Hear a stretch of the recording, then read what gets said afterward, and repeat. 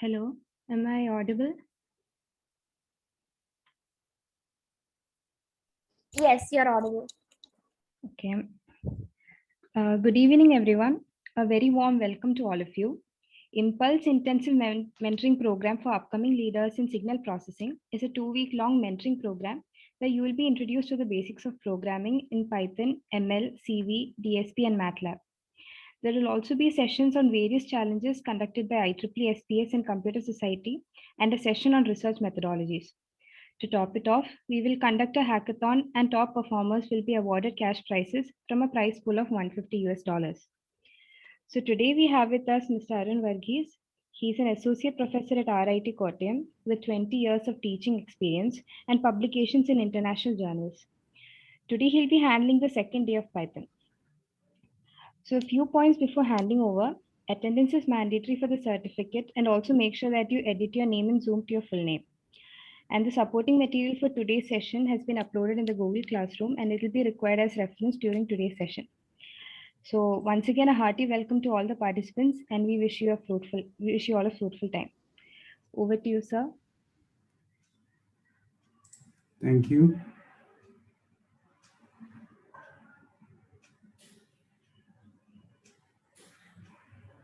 Thank you. Thank you, Chetana. So,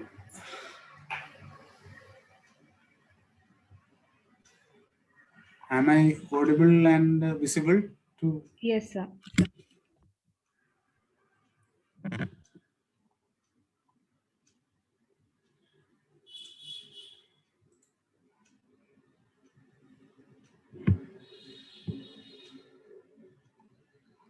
So,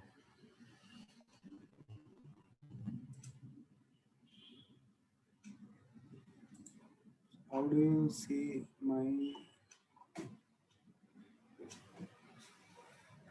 So today we learn about two Python packages, NumPy and Matplotlib. Okay. So of these two packages, the NumPy package gives array capabilities to Python, and the Matplotlib package gives visualization capabilities to Python, similar to MATLAB. Okay, so if you are familiar with MATLAB, you might know that the two most important features of MATLAB, which has made it so popular, are its metrics orientation and its visualization capabilities. Okay, so if you add these two packages to Python, NumPy, which gives Python array capabilities similar to MATLAB, and Matplotlib, which gives visualization capabilities similar to MATLAB. Okay, so by adding these two packages to Python, in a way we can say that Python becomes equivalent to MATLAB. So whatever you can do with MATLAB can be done with Python also. Okay, so provided you add these two packages, NumPy and Matplotlib. So NumPy gives metrics capabilities to Python, and Matplotlib is a visualization package. Okay, so you might ask, since many of you may be already familiar with MATLAB, you might ask why switch over to Python. Okay, so the main reason is that Python is an absolutely free software, while MATLAB is a proprietary software. MATLAB is quite expensive software. On the other hand, Python is completely free. But you may also uh, have used the toolboxes available with MATLAB. MATLAB has several toolboxes which extend the capability of it. Okay, so we have MATLAB toolboxes for signal processing, image processing, machine learning, etc. So, and you might ask, what about these toolboxes? How? And the answer is that Python also has similar toolboxes. Okay, for all these purposes, for signal processing, machine learning, image processing, for all these scientific fields, Python also has toolboxes. In fact, Python has much more number of toolboxes than MATLAB has got. Okay, so with Python, toolbox is the MATLAB terminology.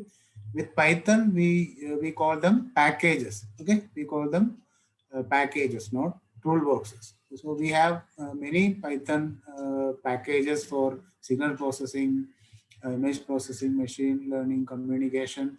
And in fact, there are many toolboxes which are not directly related to scientific or engineering applications. Python has very popular toolboxes for, uh, I'm not sure whether there is a problem with my audio. I'm not sure. Okay. So I think problem is on your part. So what was I talking about? Okay, so Python also has many toolbox packages similar to MATLAB toolboxes. Okay, in Python we call them as packages. You think of packages in Python as toolboxes in MATLAB. Okay, so how will I see?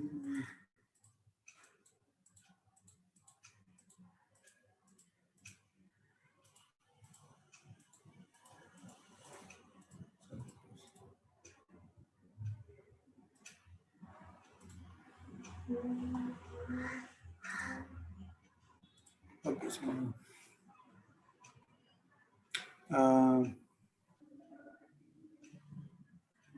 uh,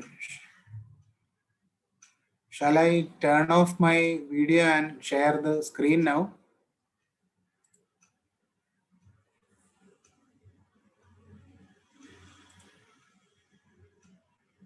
Yes, sir.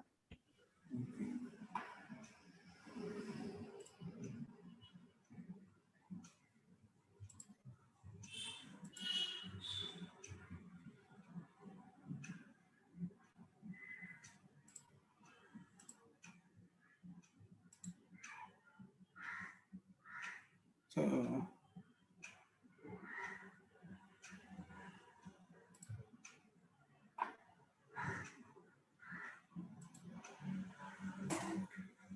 uh, so now you can download Python from python.org. Python.org, you can download Python for Windows. Okay, so click on downloads and you can download Python for Windows. You don't have to install Python for Linux because Linux already comes with Python. And you can see that the latest version of Python is Python 3.9.5. Okay. So, but when you install Python, this is the official site of Python, python.org. But when you install Python from the official Python site, these packages, NumPy and Matplotlib, will not be available to you. You have to install these packages. You have to install these packages separately. Okay, so now to install these packages or any other package for maybe for signal processing or data science, you have to use a package manager called pip from the PowerShell prompt. Okay, so. So, for example, in order to install NumPy, you have to give the command install pip install NumPy from the PowerShell prompt. You have to issue this command, and so pip is the standard package manager with Python. So pip gets installed when you install Python, and using pip you can install additional packages which are not part of the basic package. But remember, all these packages are also free. Unlike the toolboxes in MATLAB, all the packages are also free. So installing NumPy is just a matter of issuing this command, pip install NumPy. So pip will go to the repository and download and install this package for you. Okay. So similarly, to install matplotlib, you have to give the command pip install matplotlib. Okay. So similarly, you can issue any package that you wish, and all these packages are free, and you don't have to go to any website. Pip knows where to find these packages. Pip will go to the internet and download this package for you and install it for you. Okay, so that way you can install these packages. These are not part of the official Python. You have to install these packages separately. Okay, these packages do not come with Python. If you install Python from the official website, which is python.org. In that case, you have to use pip to install packages like NumPy and Matplotlib. And for that matter, any other package can be installed using pip. Pip install package name. So that's the format. Pip install package name, and pip will by default be installed along with Python. You can check whether you have pip available by typing this command, pip minus minus version. Pip minus minus version will tell whether you have pip installed. If you have installed Python, pip should also be there. So pip is there, and using pip you can install other packages. Pip, as I mentioned, is the default package manager for Python. So in kind of similar to the apt package manager in Ubuntu. Okay, so it will go to the internet, download and install any package that you mention. So that's the case if you install Python from python.org. Okay. So however, if you use the Anaconda distribution of Python, remember Python is a free and open source software. So there are many sources from which you can install Python, and these sources are called distributions. So Anaconda distribution is one distribution of Python. So if you go to anaconda.com,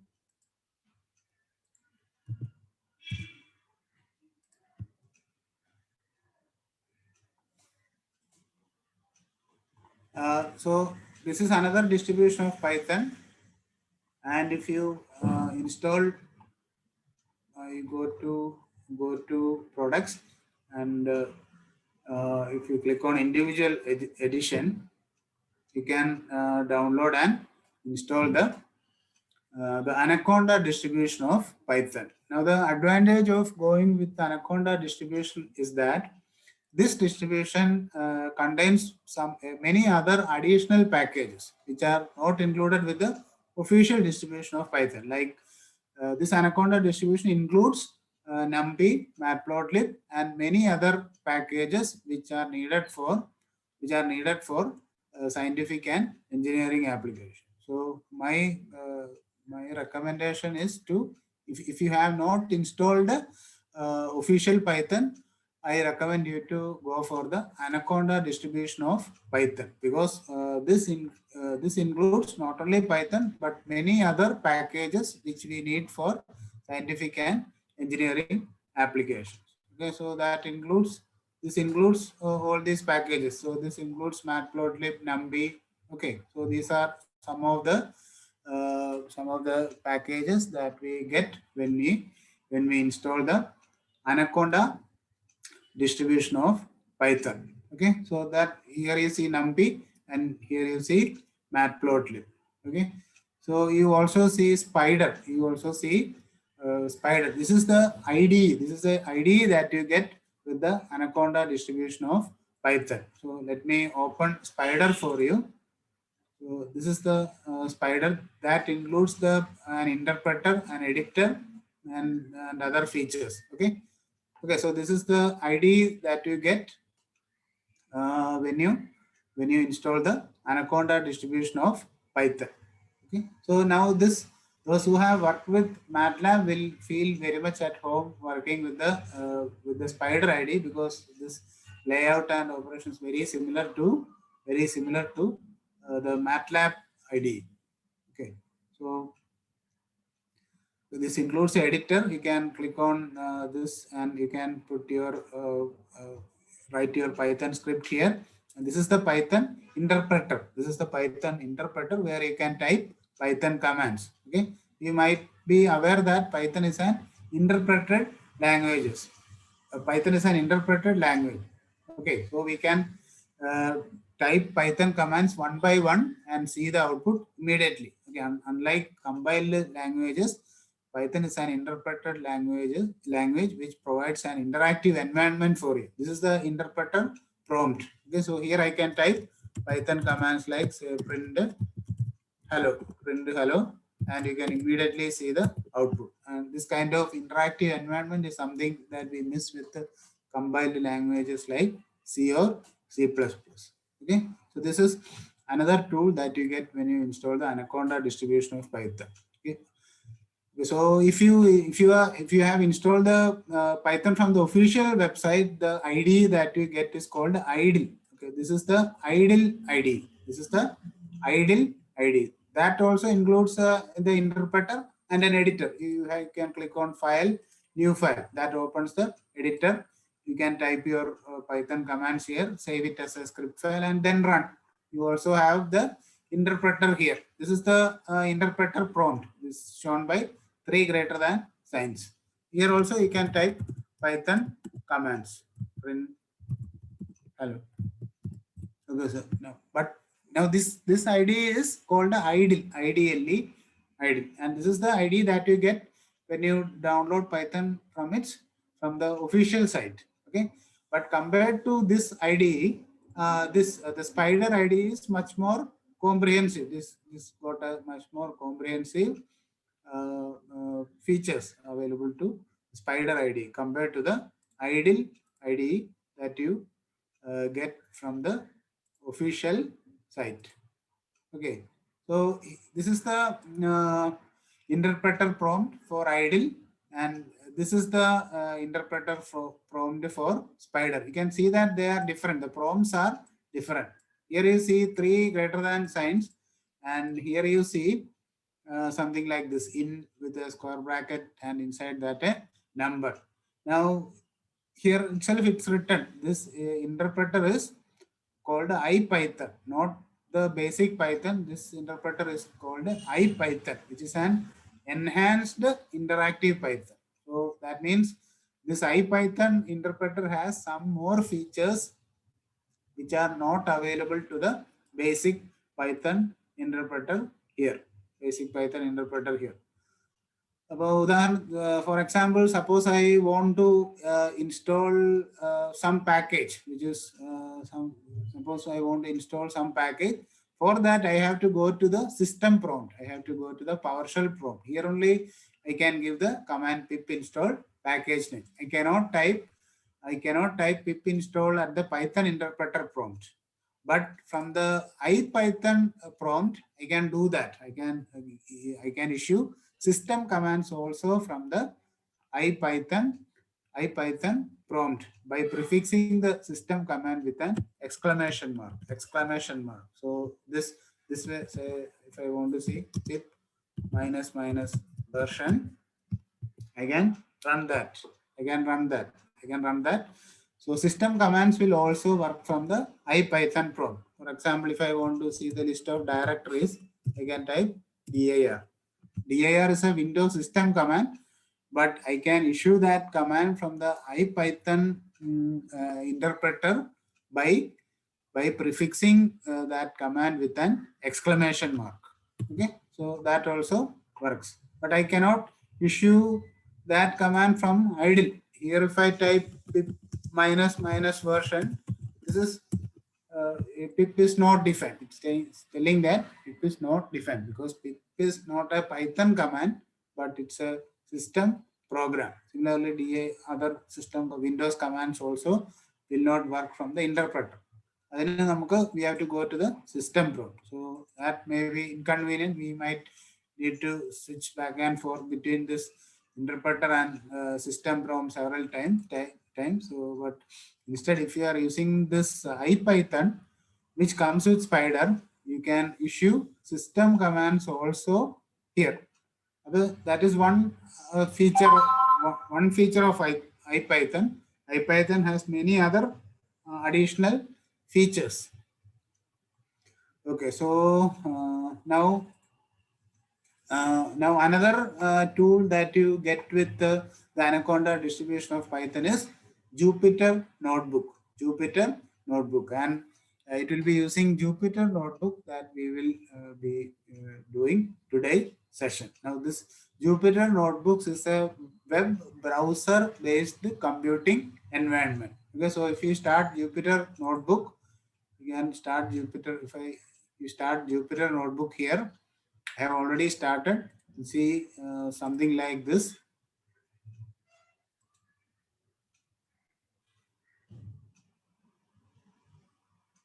So that opens in the web browser, whichever browser you are using. Jupyter Notebooks opens in the web browser, and so I have created this Jupyter Notebook for today's session. So you can create your own Jupyter Notebook by clicking on File, New Notebook, and Python 3. So if you click on uh, uh, New Notebook, you'll see what you see is here. What you see is this. Now this Jupyter Notebook is basically a series of cells. You can add one cell below the other by clicking on this plus. Okay, so you can add one cell below the other.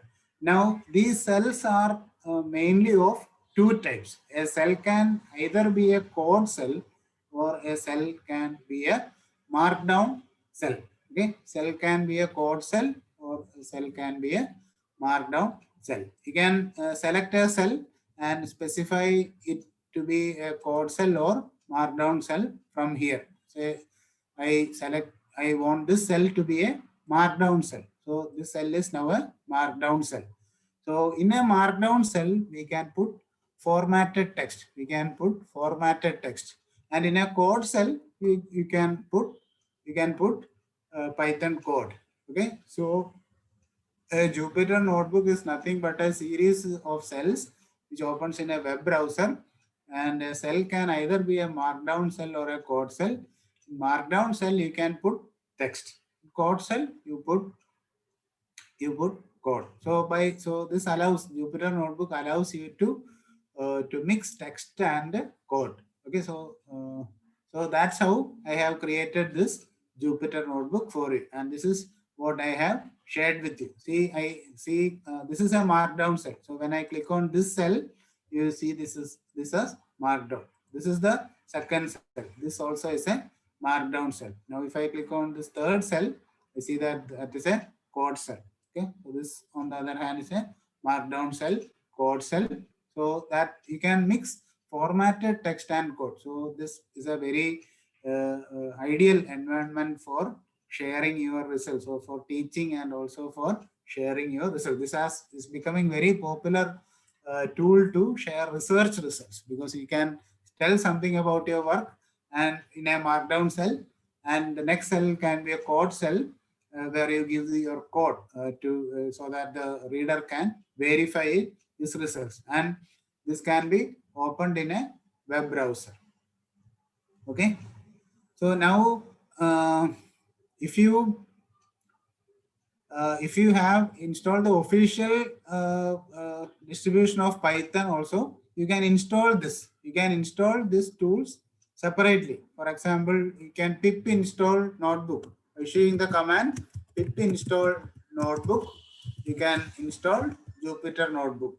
Just by issuing this command, you can install Jupyter Notebook, even if you haven't installed the Anaconda distribution. You can install Spider also by issuing the command pip install Spider, SPYDR. You can install Spider ID also if you want. Okay. So any questions? If you have any questions, you can unmute and ask. Okay. Now, if you don't have an installation of Python in your computer right now, what you can do is there are some cloud services which allow you to run Jupyter Notebook on the cloud. Okay, so now in my case, I have a local installation of Python, and this Jupyter Notebook uses the Python installation on my own computer. You can see that this here it says a local host, so this opens a web server on port 8888. But if you don't have installation of Python, you can still work with Jupyter Notebooks, because there are several cloud services that allow you to use Jupyter Notebook. And one of the most popular environment is Google Colab. You just have to do a Google search for Google Colab, and you will, the first result itself is Google Collaboratory. And if you go to that site, then you have the option to upload your Jupyter notebook. So click on file. You have the option to upload notebook. Okay, so you can choose your file from your computer. So I hope you have received that Jupyter notebook that from your Google Classroom. You can download that, and then you can upload it to Google Colab. So that way you can. So let me see.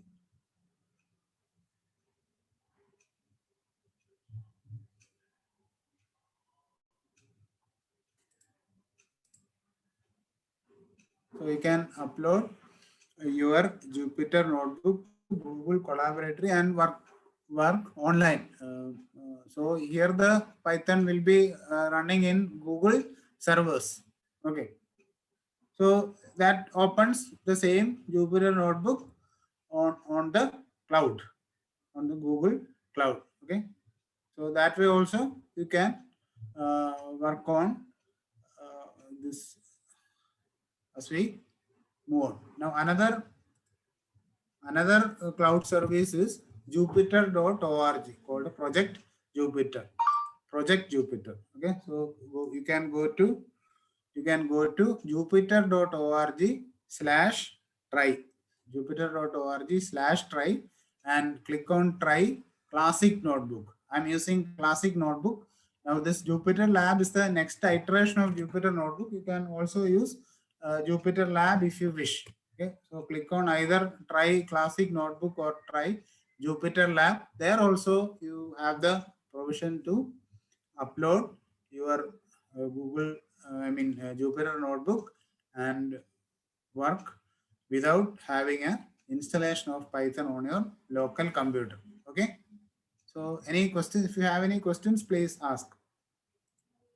So this is, I have created this notebook just So, like, yes. Please so what is the why we use anaconda, sir, when compared to pandas in Python?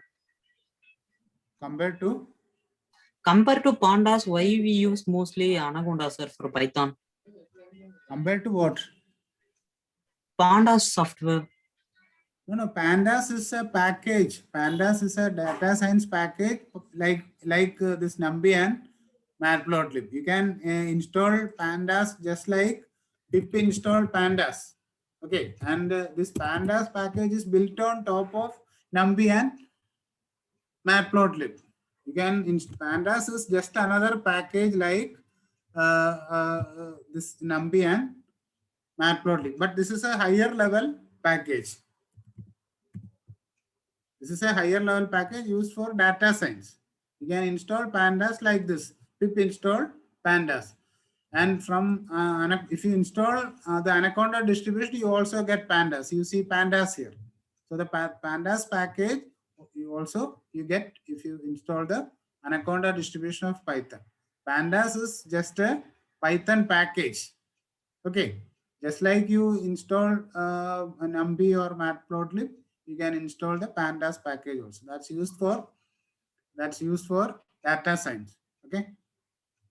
Now you might be interested to hear that this package like Panda depends heavily on NumPy and Matplotlib. These packages like Panda, SciPy, etc. They provide higher level functionality which are built on top of NumPy and Matplotlib. So the two packages that we see today are basic packages, and there are many other packages that give higher level functionality like image processing, machine learning, signal processing, etc.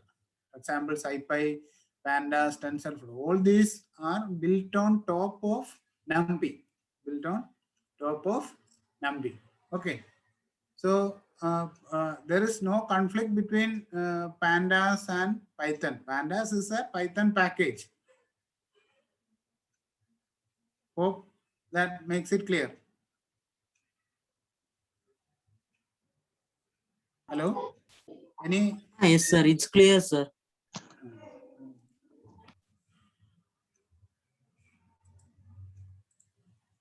Any other questions regarding how to run this Jupyter notebook on cloud server?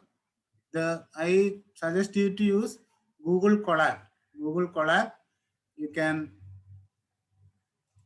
upload the notebook that I have provided by clicking on File, Upload Notebook. So that will open and you are able to run the notebook from remotely using cloud services. Okay, so let us move on to the notebook. So we'll start with NumPy and then move on to Matplotlib. Okay, so NumPy is the core library for scientific computing in Python. It provides a high performance multi-dimensional array object and tools for working with these arrays. Okay, so the multi-dimensional array object. So in all these signal processing, image processing, and data science applications, data is in the form of arrays. Data is in the form of arrays. For example, an audio signal is represented on the computer as a one-dimensional array. A grayscale image is a 2D array, and a color image is a 3D array. Similarly, this data sets, data science, they are also in the form of arrays. And all these higher level tools depend on NumPy. So it is good to know, good to have a very good working knowledge of NumPy in order to work effectively with these higher level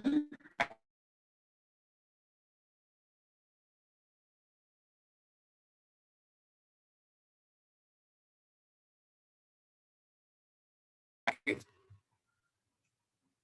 So let us go to the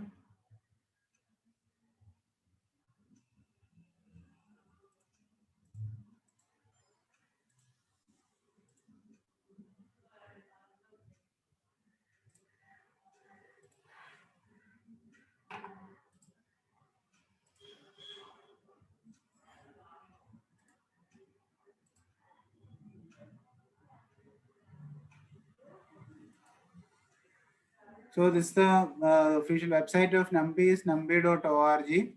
So it says that the NumPy gives powerful n-dimensional arrays, fast and versatile.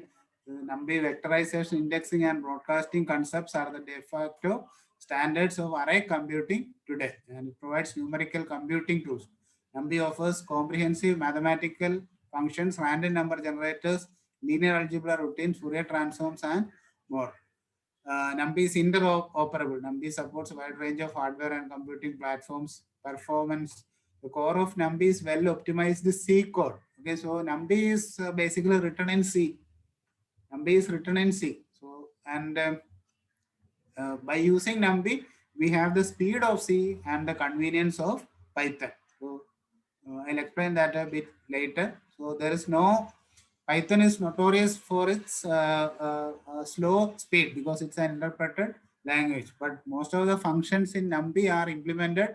In fact, all of the functions in NumPy are implemented in compiled C code. So, it's this NumPy functions are very fast. NumPy is easy to use.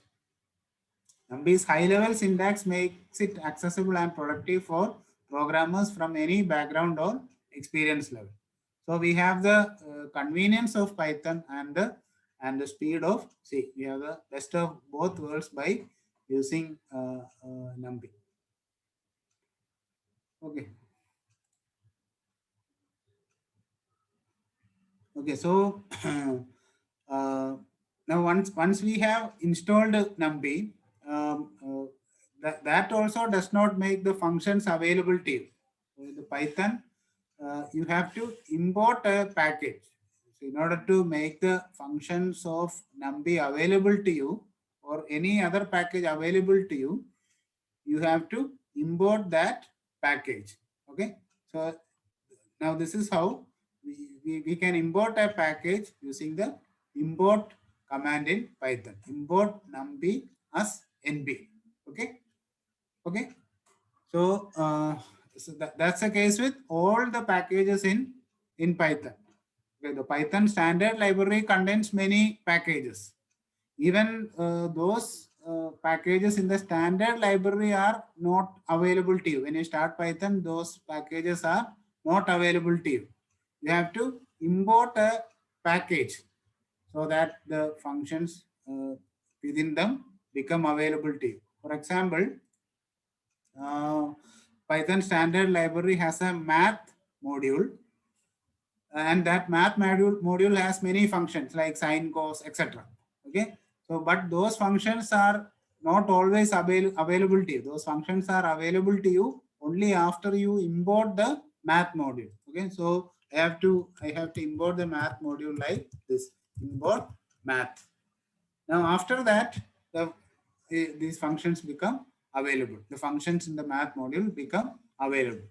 Now in order to run this cell, I have to execute this Python command. For that, I can click this run button, or I can press Control Enter. I can press Control Enter or Shift Enter on the keyboard. So by pressing Control Enter, that line has been executed. So now after importing this line, functions in the math module are now available. Now if I want to use the any functions, a sign in the math module, I have to use it like this: math dot sign. Math dot sign. I have to prefix the name of the function with the name of the package. Okay, so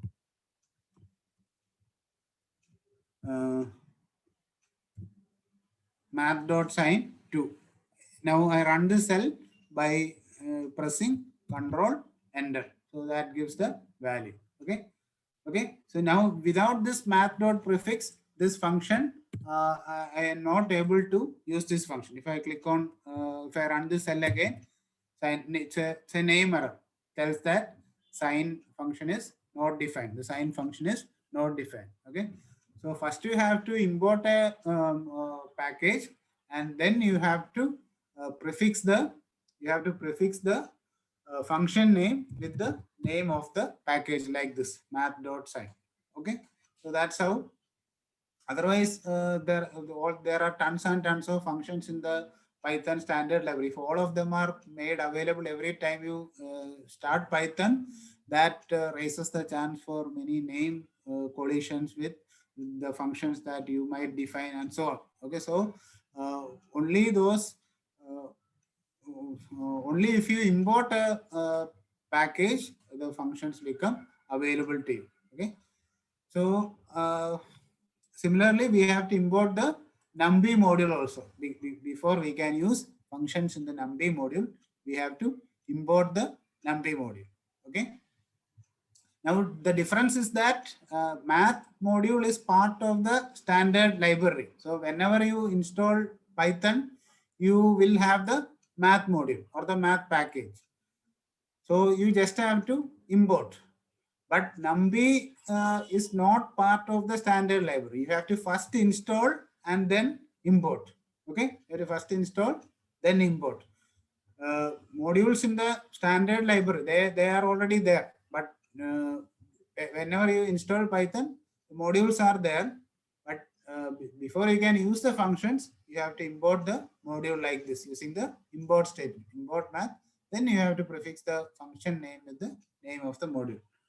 But packages like numpy and matplotlib are not part of the standard library. So they have to be installed first and then imported. Okay. So I am using this also, numpy.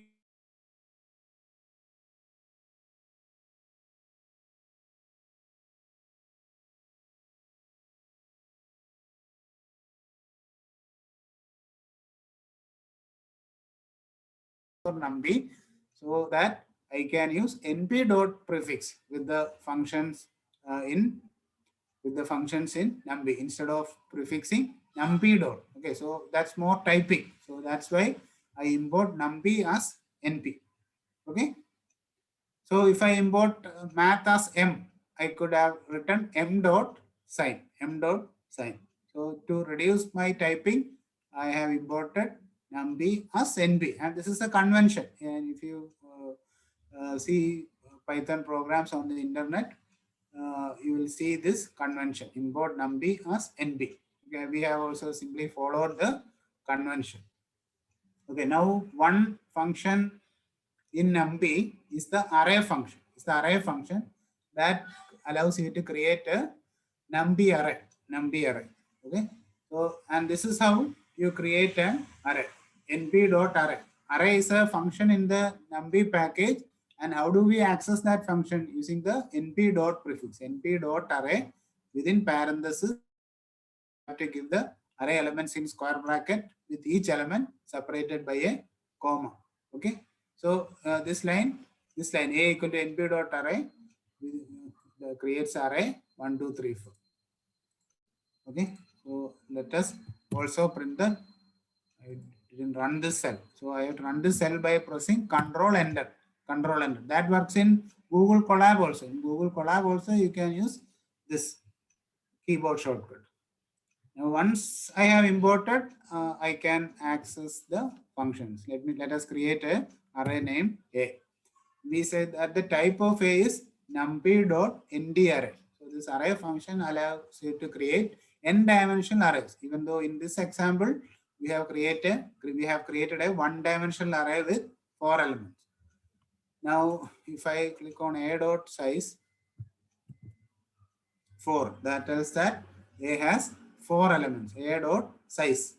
Size is an attribute of this object. A is a numpy nd array object, and this size is an attribute of that object. Remember, Python is an object-oriented programming language, so you will often see object-oriented concepts in Python. Okay. Now next, let us create 2 arrays, A and B. A and B. A and B. Let us create 2 arrays A and B like this using the array function in numpy. So how do we access that function? Using the np dot prefix. np dot array parenthesis, and within that parenthesis we have to give the array elements in square brackets.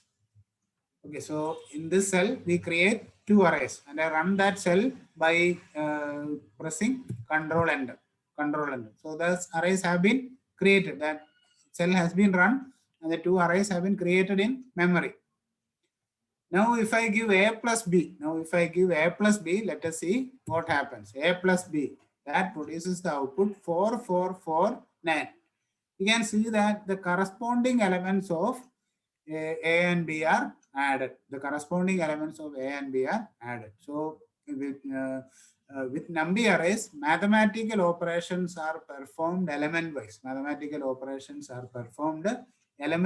So A plus B means add the corresponding elements of A and B. Similarly, A into B also means the corresponding elements of A and B are multiplied. Okay. Now remember that these operators plus and plus, into, etc., they are simply convenient Python wrappers around numpy functions which are implemented in C. So these element by element additions are all very fast. Okay. Even though we simply mention A plus B, underneath there should be some looping, isn't it? There should be the code has to loop over the elements of A and B to add the corresponding elements. But it is compiled C loops that is performing the addition. So this is very fast compared to using for loops directly in Python. Okay. We could have added, if A and B were 2 lists, say Python, you might have probably heard about Python list in yesterday's session. And if you want to add the corresponding elements of a Python list, you would have to write a Python for loop, which is notoriously slow. But in the case of numpy, it is not Python for loops that is performing the calculation, but it is C loops that are running under the hood. So these operations are very fast.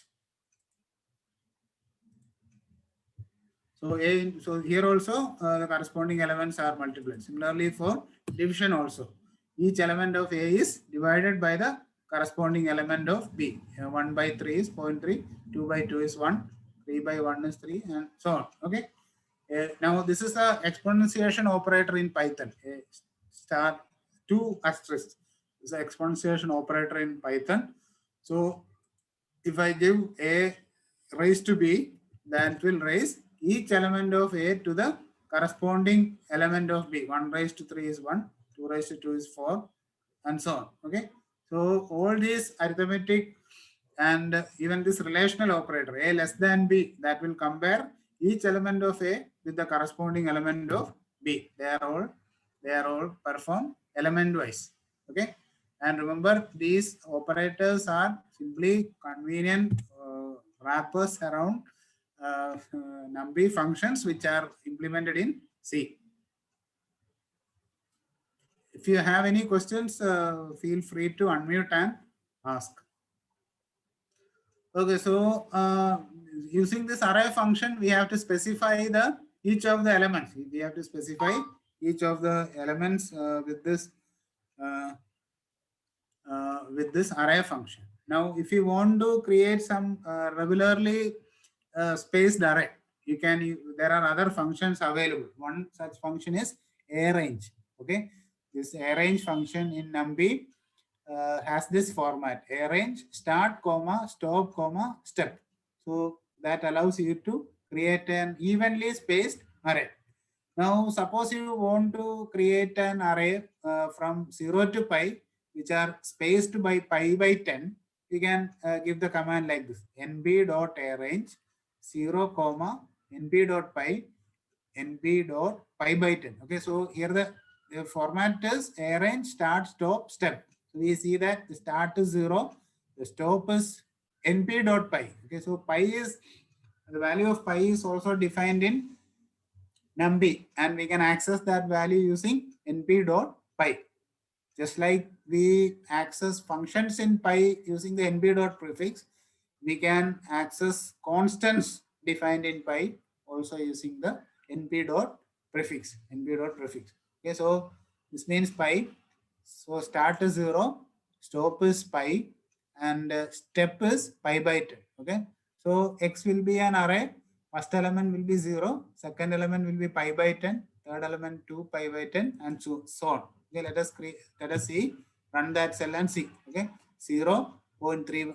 Okay, so this pi by 10, 2 pi by 10, 3 pi by 10, so on, up to 9 pi by 10 only. Okay, so in this arrange function, the stop value will not be included. The stop value will not be included.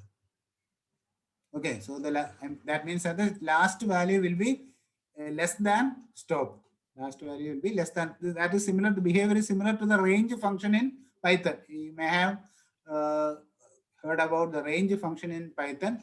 A range function in NumPy is similar. The format is similar: start comma stop comma step. Difference is that this returns a NumPy array. So you see that X is an array. It's a NumPy array having elements like this.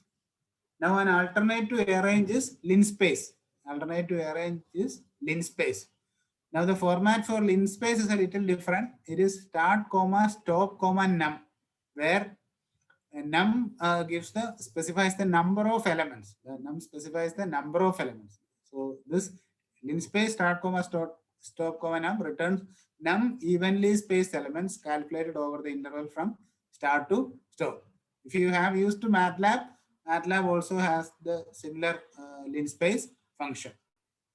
Okay, so you can use either of these, arrange or linspace, to create evenly spaced arrays. The difference is that with the arrange, we are specifying the increment. But the number of elements is automatically calculated. But with linspace, we are specifying the number of elements, and the increment is calculated automatically. This interval from start to stop is divided into this many number of elements. Okay. So that's the difference. Here with arrange, we specify the increment. The number of elements is automatically calculated. Here we specify the number of elements. The increment is calculated automatically. So what does this mean? X is equal to np dot linspace 0 np dot pi 10. 10. So 10 number of 10 is the number of elements. Start value is 0, stop value is 5, and the number of elements is 10. So the interval from 0 to pi will be divided into 10 points between 0 and pi. So we see the array X here again. But then the elements are different. Okay, so elements are different in both cases. Here I have 10. Here I have 10 elements. But here also I have 10 elements, but it's different.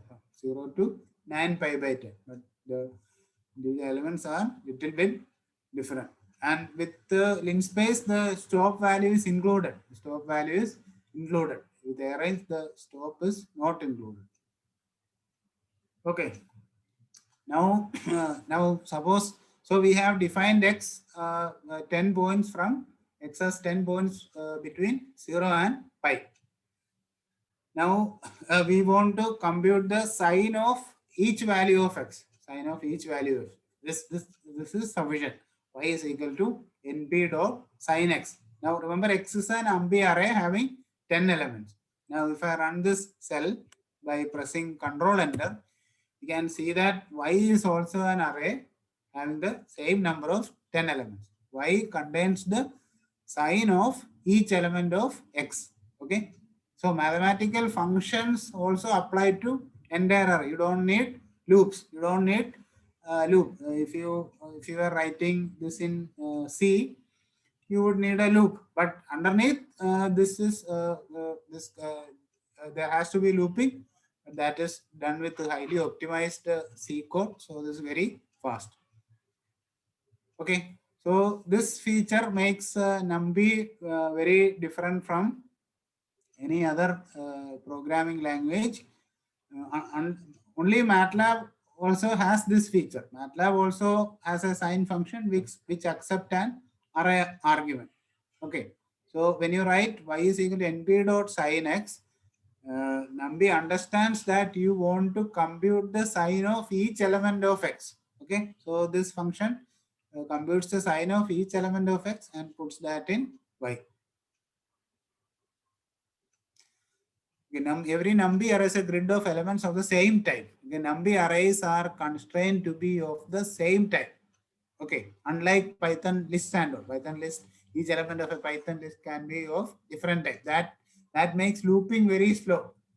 Okay, the computer has to first it has to find out how many bytes it has to skip for each element. But NumPy arrays are constrained to be of the same type. All elements in a NumPy array will be of the same type to make looping faster.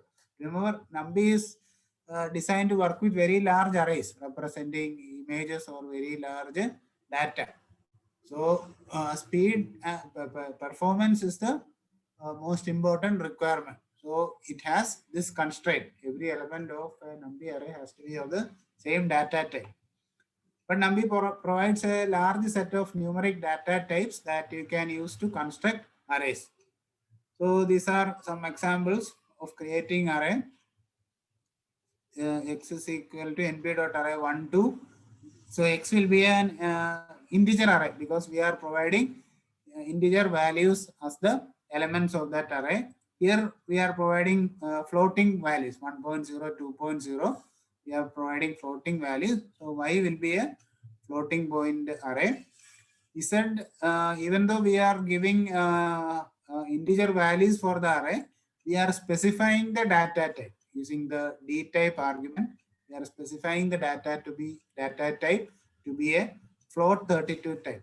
So if I print the data type of X, Y, and Z, you can see that X is an int32 array, Y is a float 64 array, Z is a float 32 array.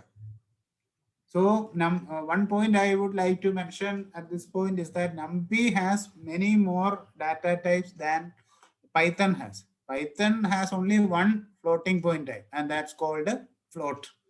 64-bit which represent a float. The Python float is similar to plus double.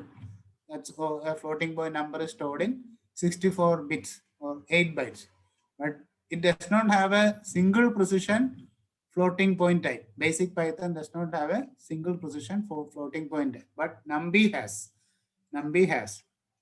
Because NumPy is written in C, NumPy has share many features of C.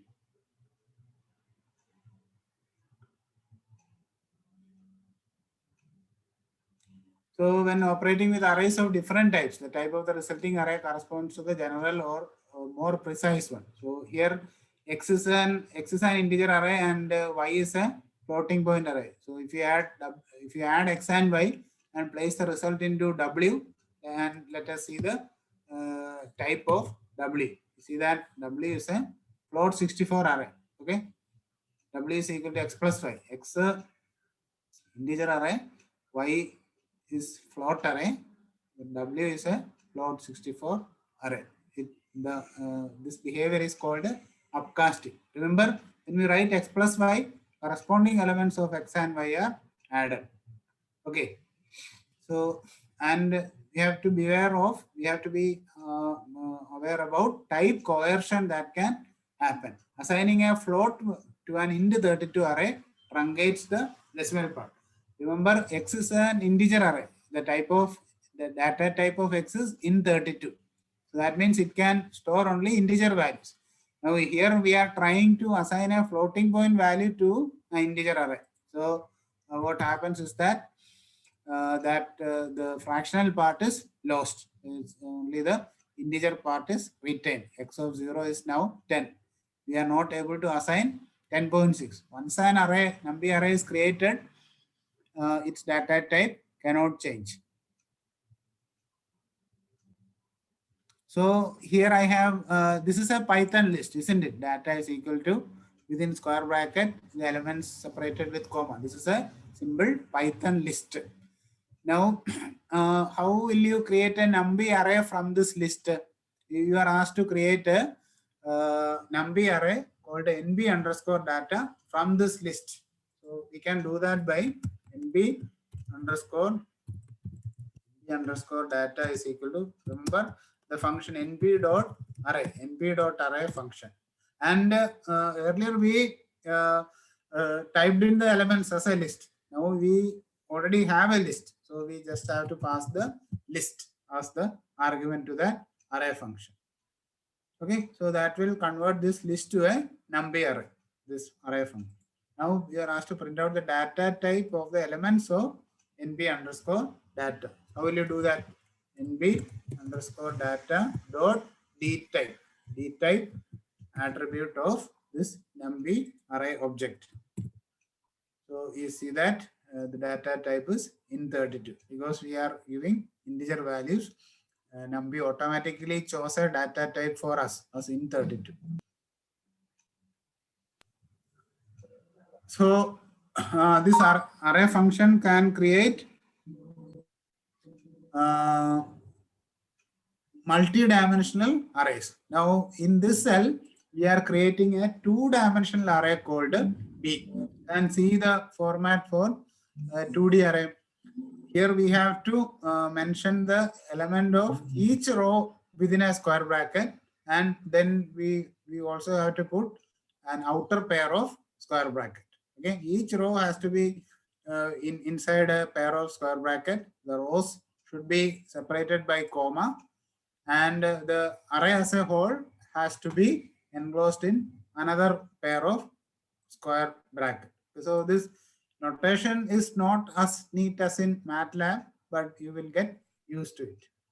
So let us create a 2D array B and print B. You will see that while printing also the same format is followed, except that there is no comma between elements. Each row is within a pair of square brackets. So first row, the second row, and the array as a whole, there is another pair of square brackets. Now this attribute ndim will print the number of dimensions of this array. So this is a 2D array, so that prints 2. B dot shape, that will print the shape. It's a 2 by 3 array. So we have 2, 3. So it's returned as a tuple. You may have heard of tuple in yesterday's class. Now another attribute is b dot size. That gives the total number of elements. 2 into 3, 6. And the item size, the number of bytes for each size. In the 32 one, we saw that the type of B, even though we haven't checked, the type of B is also in 32. So the size of one item is 4 bytes. And B dot n bytes will give the total number of bytes needed to store that array. So that's naturally 24. 6 elements, and each element requiring 4 bytes. The total number of bytes needed is 6 into 4, 24. Now B dot T will transpose the 2D array. So earlier we had a 2 by 3 array. Now we have a 3 by 2 array when you do B dot T. Okay. So now with 2D arrays also, if these arithmetic operations apply element wise. Okay. So if you want to multiply the corresponding elements of A and B, here we create A and B, both are 2 by 2 arrays. And if you want to multiply the corresponding elements of A and B, we just simply have to give A into B. That multiplies the corresponding elements of A and B. Okay. So 1 into 2 is 2 and so on. Okay. Now there is also an operator to perform matrix multiplication, and that is this at operator. A at B means there is a matrix multiplication between A and B. A and B does a matrix multiplication. Okay, so this is element by element multiplication. This does a matrix multiplication. Okay, so there are many other functions in NumPy that allows to create arrays. So np.zeros create an array of all zeros, np.ones that will create an array of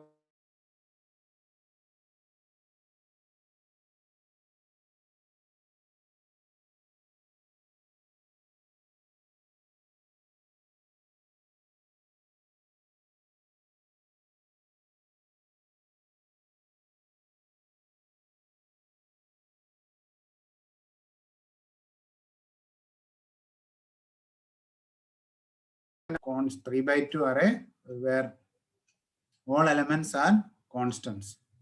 nb.i that allows you to create an identity matrix, 2 by 2 identity matrix. nb.random. So that means NB package has a sub package called random, and that sub package has a function named random. So that way you can print. Can you nb.random creates a array having random elements, uniformly distributed random numbers in the interval 0 to 1. Okay. Now np.empty will simply create will simply reserve some memory locations. It does not write anything. Suppose it is faster than creating an array of zeros. Suppose you want to reserve memory for saving your result, it is faster to use nb.empty rather than using nb.zeros. If you are sure that you'll be writing your future result into those locations, it is faster to initialize with empty. Because if you use nb.zeros, you have to specifically write 0 at each memory locations. But nb.md doesn't do that. The memory locations will hold whatever garbage values they currently hold. Only those locations are reserved.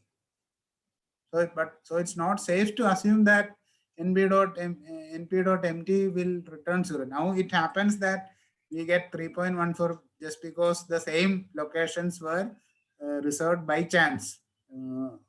This location for C was reserved as maybe if you give some other value, you will see some garbage values. 5, so it happens 0.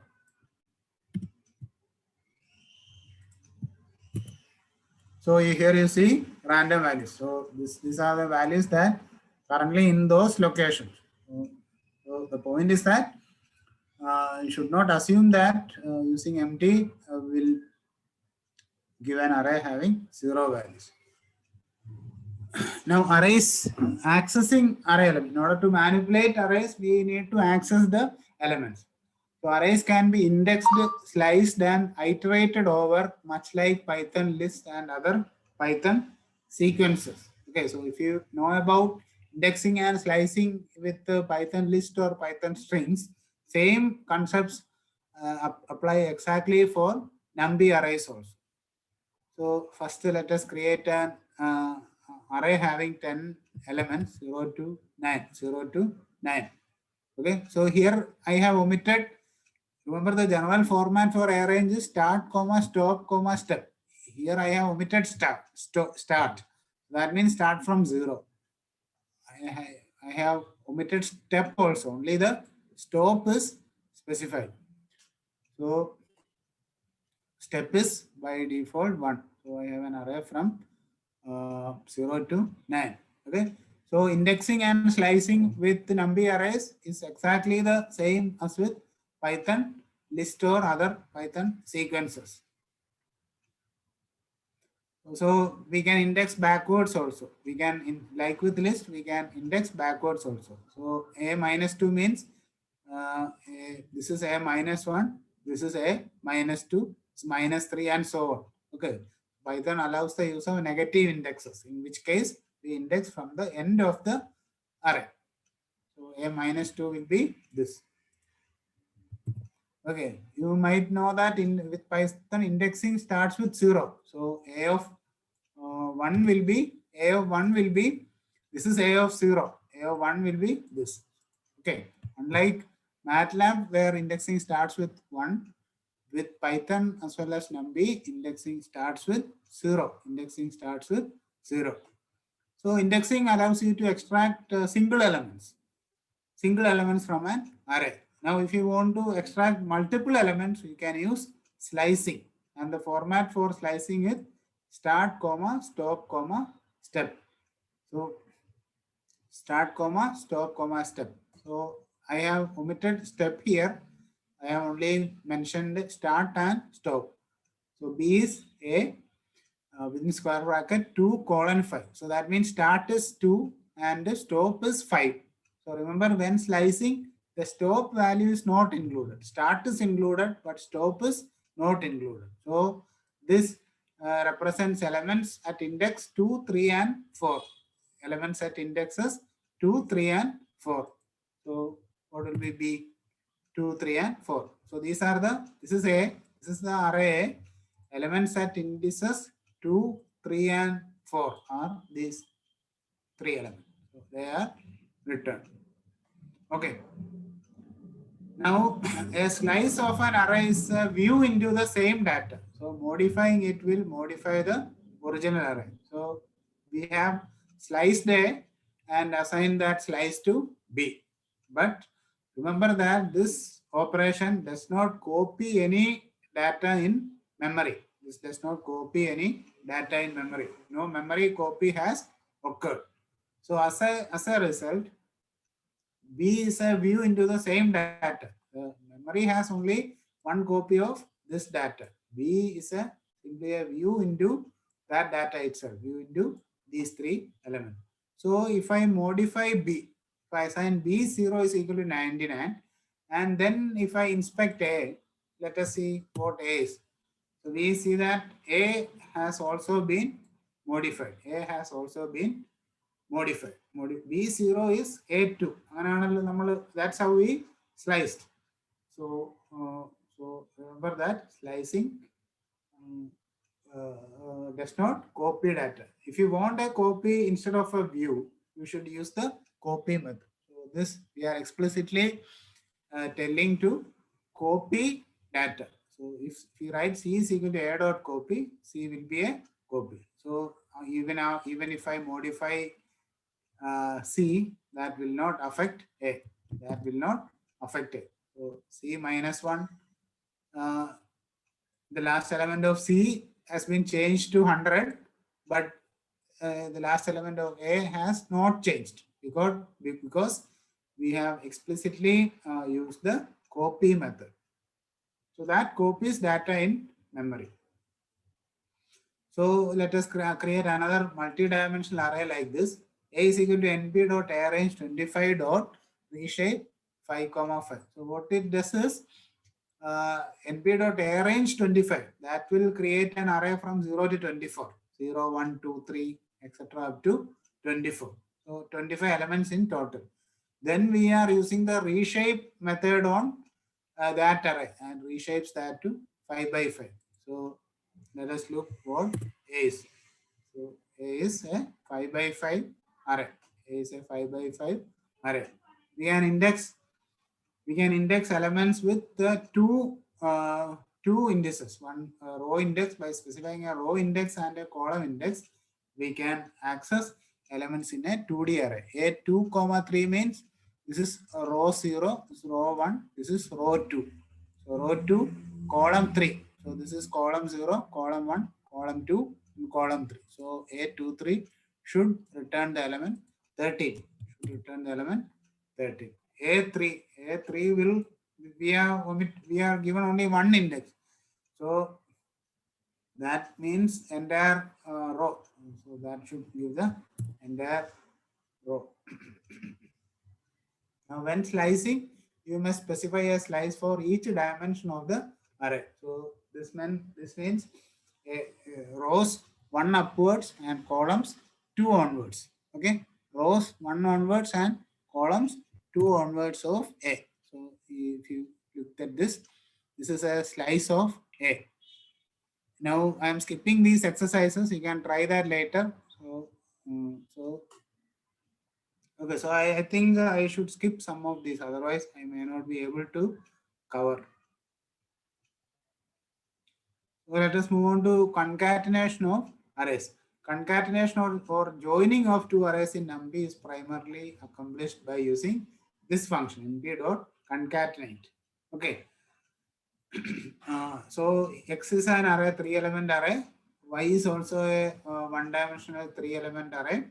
Now, if we concatenate them, you get a 6-element array. The two arrays have been concatenated. Okay. And we can concatenate 2D arrays also. So first let us create a 2D array Z. Then let us concatenate Z with itself. We can concatenate Z with itself. So we see, here we can see that one copy of Z has been placed below another copy of Z. So that means by default the concatenation happens in this direction. This is said to be the axis, 0th axis, this downward along the rows.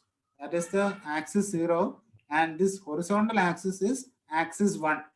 So by default, concatenation happens along the 0th axis. But if we want to concatenate in the other way, we can specify the axis. np.concatenate z comma z. We want to concatenate z and z, but we specify the axis to be 1. Axis to be 1. So here we see that this copy of z. So this concatenation along axis 1. This is equivalent to concatenating in with axis 0. Okay, axis equal to 0. That's a default. So we didn't have to mention. Same thing. Now np.vstack and np.hstack can be used for vertical stacking and horizontal stacking. np.vstack, if you vertically stack 2 copies of z, you get this, and if you horizontally stack, you get this. Yeah, so another powerful feature of NumPy is broadcasting. So that's a powerful mechanism that allows NumPy to work with arrays of different shapes when performing arithmetic operations. So let us create an array X here. So X is np.arrange 4. So that means X contains 0, 1, 2, and 3. Now 2 raised to X. 2 raised to x. That will 2 raised to each element of x. Okay, so normally when you do an operation like this, the two arrays. Remember when I told that with NumPy arrays, all arithmetic operations are performed between corresponding elements. Now here x is a 4-element array, but the other operand is a scalar. But the NumPy broadcasting mechanism, it expands this scalar to match the size of x. So that means this scalar 2 is expanded into 4 elements.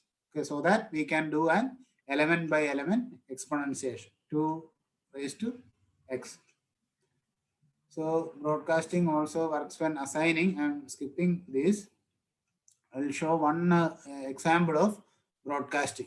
So x is a 4 by 3 array of ones. X is equal to np dot ones 4 comma 3. So that means x is a 4 by 3 array of all ones. V is a one-dimensional array having 3 elements 0, 1 and 2. What I want to do is I want to add V to each row of x. I want to add V to each row of x. I can do, this is the straightforward way of doing that. I first create a empty array y is in this function. Y is equal to empty like x. So that will create an empty array having the same shape as x. So y will also be a 4 by 3 array. I am reserving memory to store the result. Now I can use a for loop to do the desired task. So for I in range 4, y I comma colon is x I comma colon plus v. So that means ith row of y is equal to ith row of x plus v, and I cycles through 0, 1, 2 and 3. For I in range 4 means I takes values 0 first, 1 next, 0, 1, 2 and 3. Okay. So in the first iteration I will be 0. Second time through the loop I will be 1 and so on. 0, 1, 2, 3. So and what is inside the loop? They are telling ith row of I. Ith row for colon index I have used a column. So that means all columns. So this means ith row of y is ith row of x plus v. So that will add this to each row of x. Remember x is 1's 4 comma 3. So x is a 4 by 3 array of ones.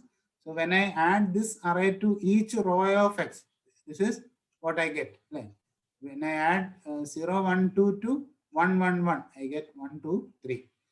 So, but here we had to rely on Python for loop, which is NumPy is here to avoid using Python for loops.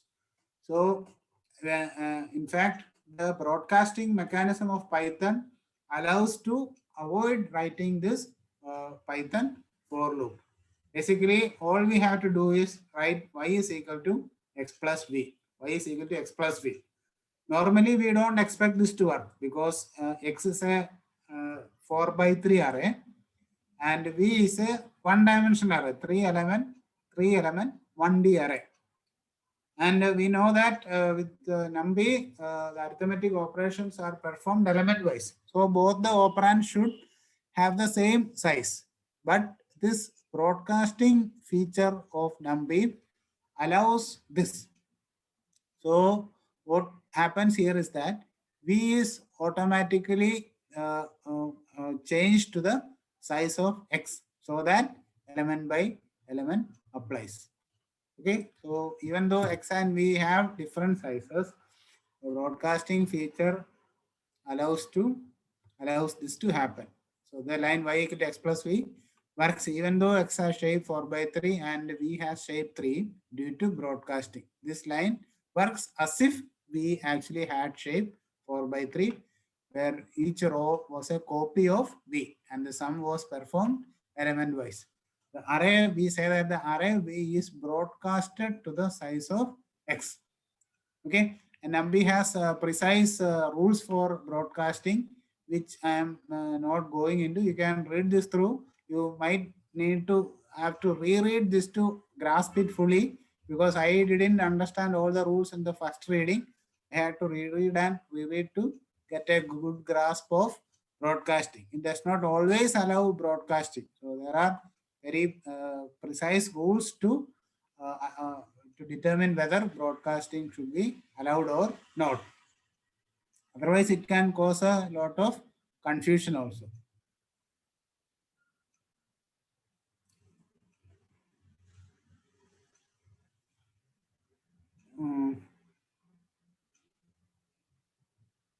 So another way to access elements in a NumPy array is called fancy indexing. Okay, suppose I have an array A here, A is equal to nb dot arrange 6 raised to 2. nb dot arrange 6 raised to 2. nb dot arrange 6 is has elements 0, 1, 2, 3, 4, 5. 0, 1, 2, 0 to 5. Then that is raised to 2. Each element of this array is raised to 2. So I have this array 0, 1, 4, 9, 16, 25. Okay. So suppose I want to access the elements at 0, 4, 16 and 25. Suppose I want to access the element 0, 4, 16 and 25. Now if I had wanted these elements 0, 4 and 16 only, I could have used slicing. I could have used slicing. I could have used slicing, because slicing extracts evenly spaced elements. But I want here. But I can extract arbitrary elements using a feature called fancy indexing, where we index an array using another array. We index an array using another array. Okay. So here we create this array of indices. A is equal to 0, 2, 4, 5, and then index the array A using this array. Even though this is a list, this will work with arrays also. Okay, the indexing array can be another NumPy array, even though I have used a list for this example. Okay, so what is fancy indexing? Fancy indexing means NumPy arrays being indexed with other arrays. So indexing with arrays allows you to rearrange and duplicate array elements arbitrarily. Now suppose I define the array indices like this, and if I give A of indices, that will give the elements at, this is the 9 is the element at index 3, then element at 2, then element at 2 again, and then element at index 1. Okay, so that this indexing with other arrays allows you to rearrange and duplicate array elements in arbitrary fashion. Index array can also be used for setting a. So using this 1, 2, 3, indices is 1, 2, 3. So this line writes 99 to this indexed positions. Index elements at 2, 3 and 1, 2 and 3 are now 99.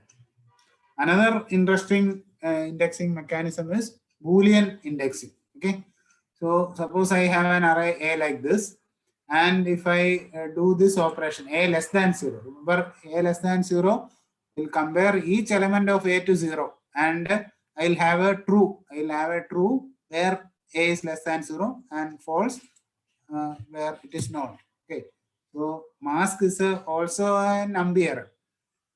Mask is also a NumPy array, Boolean NumPy array. Mask is a NumPy array whose elements are of type Boolean. Okay, so wherever A is less than 0, I have a true.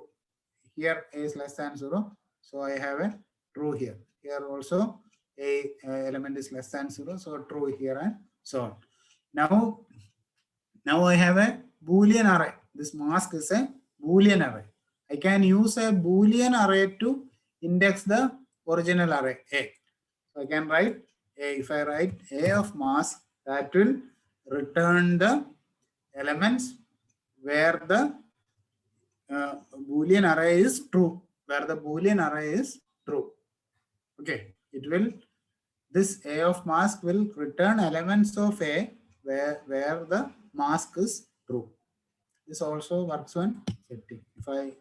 If I write A of mask equal to 0, then all negative elements of A are set to 0. All elements are set to 0. A 2D example. This will work for 2D also. Mask is equal to, this is A. Mask is A greater than 2. Let us print mask. Mask is also a 2D array having the same shape as A, but having true or false elements. And we give A mask, A of mask, that will return elements corresponding to the positions where the mask is true. So we have 4 true values here. So 4 elements of A has been retrieved. You can do, there is no need for this variable mask actually. We want the elements of A that are greater than 2. I could have simply written like this, A greater than 2, because A greater than 2 is what? It's a Boolean array having the same shape as A, and using that Boolean array we can extract elements from A like this. A within square bracket, A greater than 2 will extract the elements of A which are greater than 2. Now what if we want to extract elements of A that are greater than 3 and less than 6? This is accomplished through Python's bitwise logic operators. That way also, this is also possible. This cell extracts elements of A that are greater than 3 and less than 6. Okay, note that the parentheses here are important because of operator precedence rule. This is an overloaded function, overloaded operator. This is actually a bitwise operator in Python. MB has overloaded that to be element-wise operator on array. So that operator has higher precedence than this relational operator. So higher precedence, though this operator has higher precedence than this relational operator. So in order to force these relational expressions to be evaluated first, we have to put the relational expressions in parentheses. So I have a couple of exercises for you. So X is an 2 by 2 array. So if you give x dot sum, that will sum all the elements of X. If you want a row sum or a column sum, we can specify the axis. And here we specify the axis equal to 0. So that means downward. Remember, axis 0 is downward, axis 1 is like this. So when we specify the axis to be 0, that computes the sum of each column. Here we are specifying the axis to be 1. So that will compute the sum of each row. If you are interested in quickly checking whether any or all values, we can use nb.any or nb.all. Are there any values greater than 5? nb.any x greater than 5. So that is false. There are no values in x that are greater than 5. So nb.any is false. Are all values less than 10? nb.all x less than 10. So that is true. There are some values, some elements of x which are less than 10. Sorry, all elements of x are less than 10. So np.all x less than 10 returns a true value. Are all values equal to 6? np.all x equal to 6. That is false. Not all elements of x are equal to 6. Okay, so let us look at the example of centering an array. Often we need to center an array of data. Imagine you have an array of 10 observations, each of which consists of 3 values. Using standard convention, we'll store this in a 10 by 3 array. I have 10 observations. Each observation has 3 elements. Suppose we can consider this to be a 3-element feature vector. I have 10. Okay, so I have the data in whatever. The data is in form of a 10 by 3 array. So let us simulate that data using this function. So let us create a random array using nb.random.rand. we can compute the mean of each feature using the mean function along the first dimension. Okay, so x dot mean 0. So that means, okay, so x is a 10 by 3 array. Okay, so each column represents one feature. I have 10 observations. So if you want to compute the mean of each feature, I have to do a column wise mean. I have to compute the mean of each column. So for that, I use the mean function and I specify the axis to be 0. X dot mean axis equal to 0. Okay, so here 0 means axis equal to 0. So this is the mean of each of the features. 3 features is the mean of each feature. Now I want to center the array X. I want to center the array X by subtracting the mean value. And this can be done like this. X centered is X minus X mean. Okay. Even though X is a 10 by 3 array and X mean is a 3 element 1 dimensional array, I can do this because of the broadcasting feature. So what this is, it subtracts this from every row of X. So now let us check the mean again. So we see that the mean is very close to 0. Okay, the mean values are now very close to 0. So I'm leaving this as an exercise and let us quickly move into visualization. The matplotlib package can be used for visualization in Python. Matplotlib.pyplot is a collection of functions that make matplotlib work like MATLAB. Matplotlib.pyplot makes it easy to create and manage figures. The MATLAB style interface is what we will use most often. An object-oriented style is also available, which is more powerful and gives more control. Even though the object-oriented style is more powerful, we will stick with the MATLAB style. So just as we use the NP shorthand for NumPy, we'll use the standard shorthand for matplotlib imports. Okay, so in order to use the functions in matplotlib, we have to import matplotlib.pyplot as PLT. So pyplot is a sub package of matplotlib. We are importing that only. So we write matplotlib.pyplot. And PLT is an alias. Otherwise, we will have to prefix matplotlib.pyplot with every function. So that's too lengthy to type. So we import this as PLT. The most important function in matplotlib is plot, which allows you to plot 2D data. Here is a simple X, and I forgot to mention this line. Person matplotlib inline that tells to generate plots within this notebook itself, rather than creating a separate figure window. This line person matplotlib inline tells to generate figures inline. Okay, so this is a feature of IPython. Okay, IPython Jupyter notebooks also support IPython. Okay, I mentioned at the beginning that IPython is an enhanced Python interpreter that has some additional feature. So there are some commands which are specific to IPython, and these commands start with a person sign, and this one is one example. Okay, there are many other commands. These commands are called magic commands. Okay, they start with either 1 person sign or 2 person signs. They are called magic commands, and they are supported only by IPython. IPython is available in Spider, Jupyter Notebook, and you can also install IPython as a package in regular Python. If you give the command pip install IPython, that will install IPython, and you will have access to these features. So y is 243, and if you plot y, plt.plot. Okay, plot is a function in matplotlib.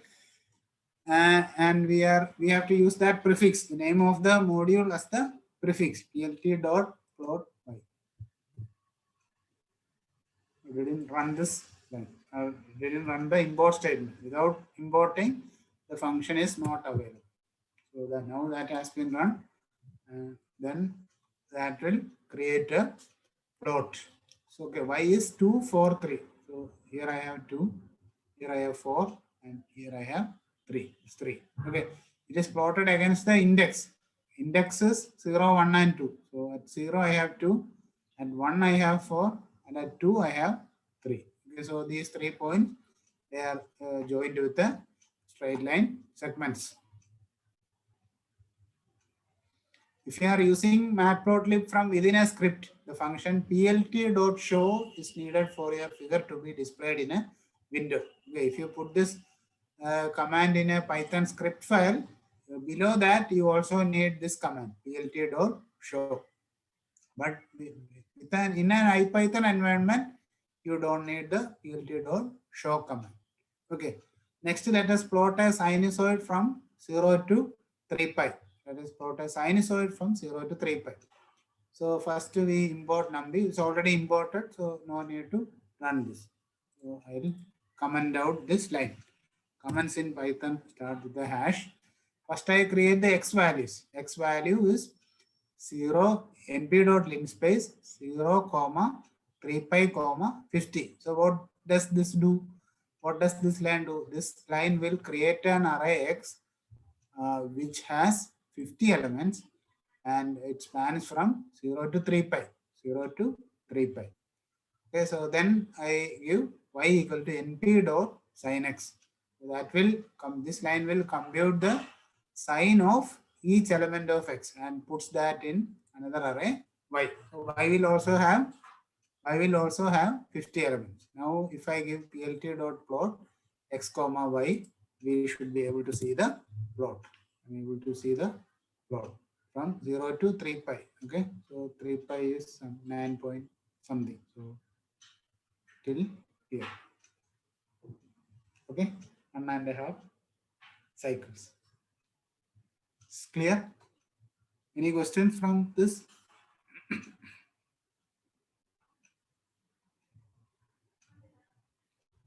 Okay, so the remaining cells introduce some other features available with matplotlib. For example, you can add a label, x label, y label, title, legend, etc. using these functions. And this cell is an example of plotting both two plots on the same curve. X is a x-axis, y is np.sin x, z is equal to np.cos x, and we plot plt.plot x comma y comma x comma z. So that means it will plot x versus y and x versus z. The same plot. We also have added a label for x-axis, y-axis, added a title and also a legend. Now, this shows an alternate way to create legend like this. In this graph, we have plotted sin x and sin 2x. Now, this matplotlib accepts LaTeX equation expressions in any. So this shows the example of adding LaTeX so that you can get publication quality plots from using matplotlib. You can use. This supports LaTeX commands also. You just have to enclose the LaTeX things in within $2 signs. And you can also specify the color and also the marker to use. So this shows 3 plots. You can read the example and you will understand. So we have an exercise here.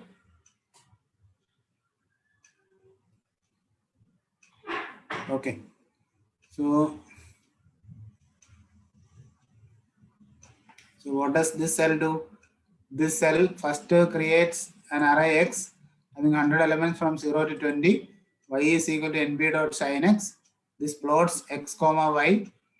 This means to plot the curve in blue color. Then what we do? Y of y greater than 0.5 is 0.5. So what does this do? This sets all elements of y that are greater than 0.5 with 0.5, kind of clipping. And this line y comma y within square bracket, y less than minus 0.75 is assigned the value minus 0.75.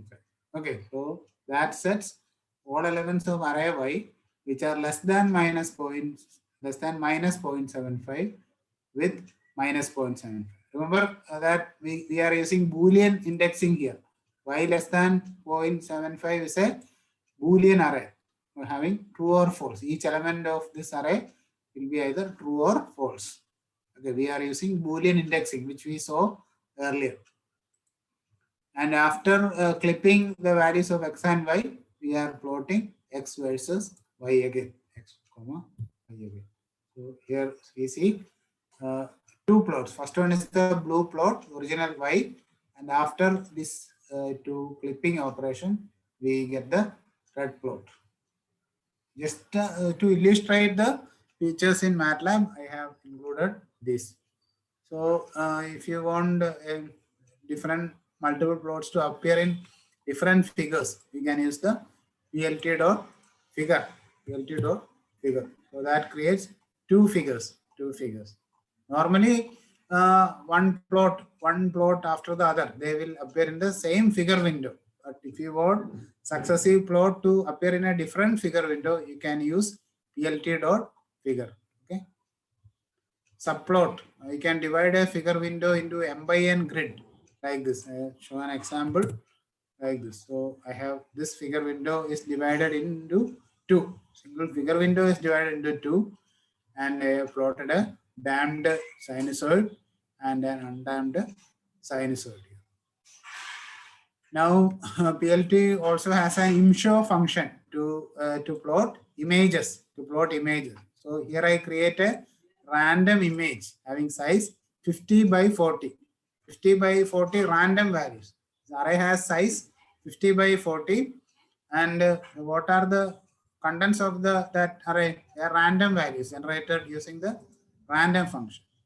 Now I consider that array of 50 by 40 array of random numbers as an image and plot that. Let us see what we get. We see that this is the color bar. Black means 0 and white means 1. So this is a random values. We see black and white and random shades of gray. If you run this cell repeatedly, you should get different images. Every time you should get different images because of the random values. Okay, a color image is a 3D array. So here I create a random color image like np.random.random 543. Okay, so this is 5 by 4 by 3. 5 by 4 by 3. Okay, color image has a depth of 3. So representing R, G, and D channels.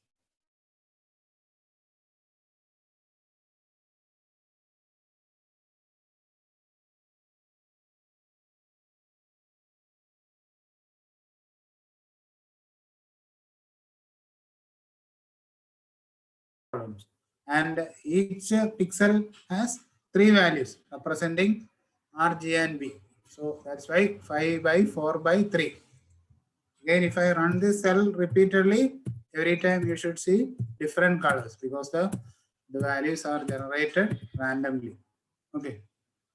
So I leave that exercise for you to understand. And Matplotlib also allows you to generate bar plots, scatter plots, etc. It's an example. You have this notebook with you, so you can try some of these. You can read and understand how these things are working. So I'll stop here and use the remaining time to take some questions. If anyone has any question to ask, I'll devote the remaining.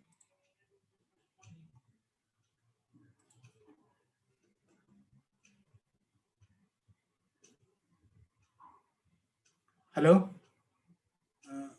Am I audible? Yes, sir. Yes, sir. Okay, thank you. I thought I had left. Okay, so if anyone has a question to ask, you can ask. I'll stop here.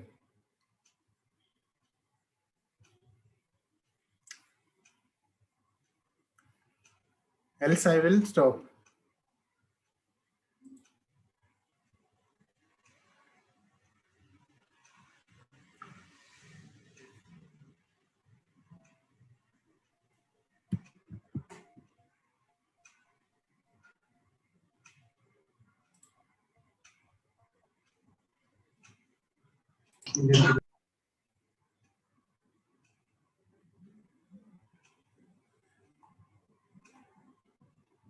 Any questions?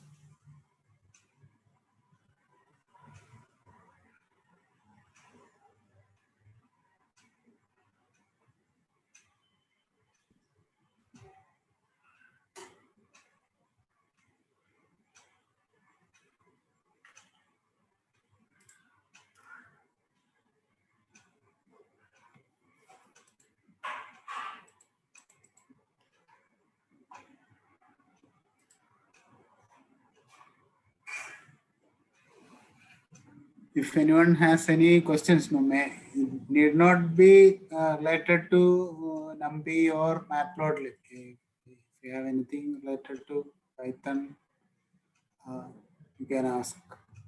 I'll try to.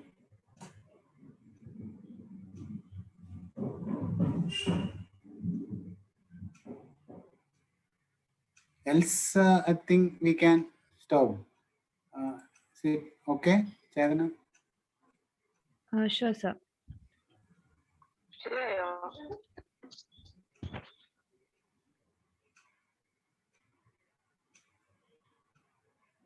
So, hello, shall I leave now? Thank you everyone for Sir, I think patiently. there are questions in the chat box. Okay, sir, by using Colab, instead of in32, it is showing in 64. Which one? Maybe, so that means 64 bits. I don't know, maybe the NumPy version is different. The NumPy version may be different with Colab. Anything else?